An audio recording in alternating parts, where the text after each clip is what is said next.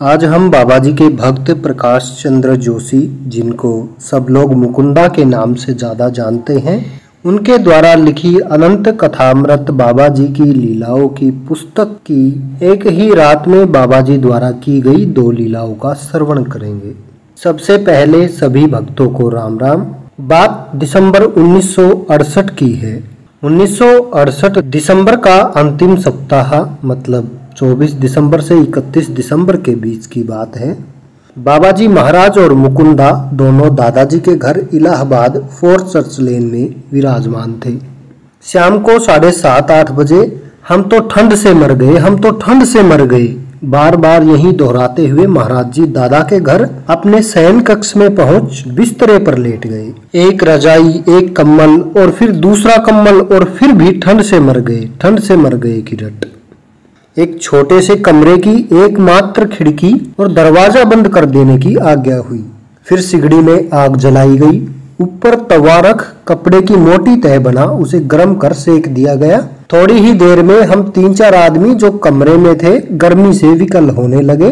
कुछ देर में महाराज जी सो गए और खर्राटे लेने लगे। हम आश्वस्त हुए, पर तभी हमें राम राम सुनाई देने लगा।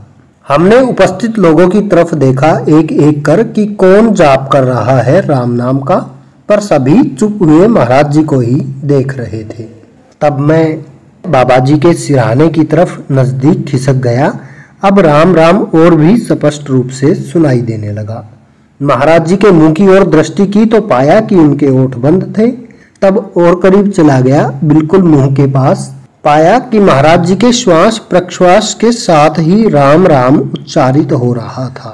उस वक्त मैं केवल इस घटना का ही आनंद लेता रहा, परंतु महासमाधि के उपरांत मनन काल में सत्य प्रफुटित हो उठा।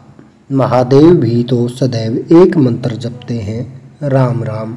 महादेव सदा जपत एक नाम राम, काशी मरत मुक्ति देत कहत राम राम। और शंकर के ही शब्दों में भी तो सोई मम इष्ट देव रघुवीरा। तब रुद्र अवतार बाबा जी महाराज का श्वास प्रश्वास से भी इसी प्रकार राम राम प्रफुटित होना स्वाभाविक था। फिर उसी रात दादा दरवाजे की खटरपटर सुन शाल ओढ़कर अपने कमरे से बाहर निकले तो पाया कि महाराज जी अपने कमरे से बाहर निकल गली में बाहर निकलने वाले दरवाजे को खोलकर खड़े हैं, केवल एक धोती पहने, पर बाहर भी नहीं निकल पा रहे। कारण शरीर की लंबाई चौड़ाई 7 फीट ऊंचे और 3.5 फीट चौड़े दरवाजे से भी अधिक हो गई थी। कुछ देर दादा भौचक हो यह दृश्य देखते रहे, फिर अपने ही लहजे में बोल उठे, ये क्या हो रहा है बाबा? दादा, हमें बड़ी गर्मी लग रही है, हम बाहर जाएंगे। तब दादा ने थोड़ा उचक कर अपना शाल उनके कंधे में डालते हुए कहा, इसे तो डाल लीजिए। शाल कंधे में पड़ते ही महाराज जी अपने औसत डील डोल में आ गए और बाहर निकल उसी अवस्था में 1-1.5 घंटे में बाहर बैठ पुनः भीतर आ गए।